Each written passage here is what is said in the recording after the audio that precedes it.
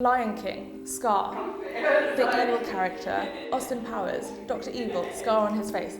How many times are scars used in relation to villains? Like, I would love to see a scarred princess. That would be an amazing way to start. Yeah, 3, 2,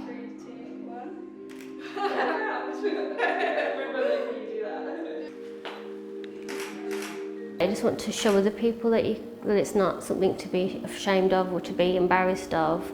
If it's what you've got and it shows you strength, then show it off.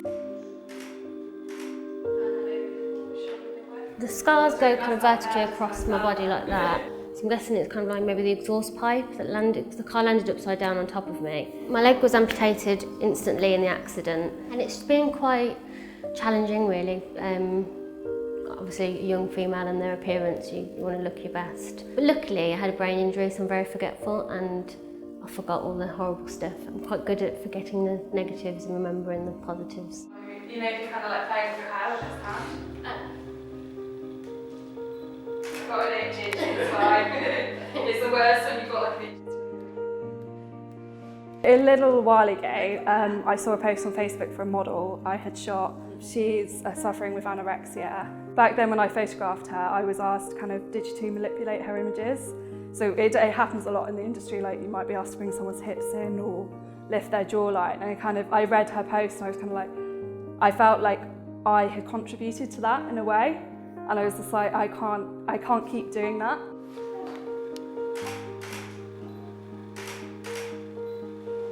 2, 1. Oh, one more time. 3, 2, 1. So I had a bowel resection and a lung resection. Before, I'd never had a major operation. I never really had scars apart from the odd graze. And I woke up with, 32 stitches running across my stomach. And I didn't like my body. And not only was I dealing with the idea of having cancer, I was also dealing with the fact that my body had changed. And I'd had 2 children and I'd coped with the change then. But suddenly I actually had scars across my body. And I have to be really honest with you, I looked at my body and I didn't really like it. I came across Sophie and I thought her pictures are beautiful. And I came along to a photo shoot, and what I loved is that she captured me in a way that I looked at myself and I thought, yeah, my stomach doesn't look like it used to look like, and it's got a big zip in the middle. But actually I liked what I looked like. And that was probably one of the first times that I thought, oh, you know what, you can have bowel cancer, you can undergo all these operations and you can still actually look quite sexy. For me, it's very much, well, what does cancer look like? Because I've got cancer and I've got stage 4 cancer and it looks like me.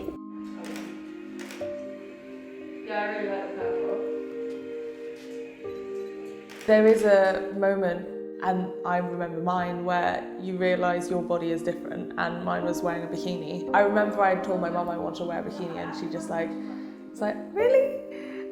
Are you sure? And I didn't know why she was saying that. I guess she was like trying to preempt what was going to happen, and it did happen. I came out at this birthday party in a bikini and people stared, and I, for the first time, realised I hadn't actually told my friends about my surgeries.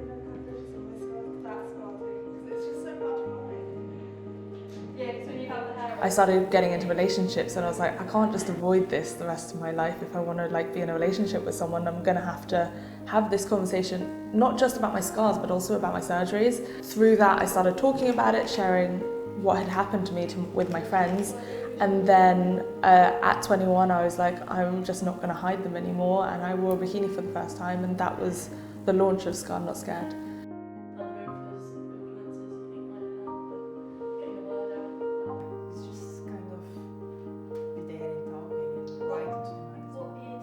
I used to play wheelchair tennis when I became the #1 in Brazil. I started modeling again. They started asking me to take pictures for the magazines, for the sponsors, to sell wheelchairs, to sell rackets, to sell everything. I fight so much for the inclusion in the fashion industry and for inclusion as a general. So I really want to do this photo shoot for Sophie because it's accept yourself, love your body, respect your story. What's the beauty of the forest? It's a lot of trees, a lot of different trees, a lot of different size, and so this makes a forest.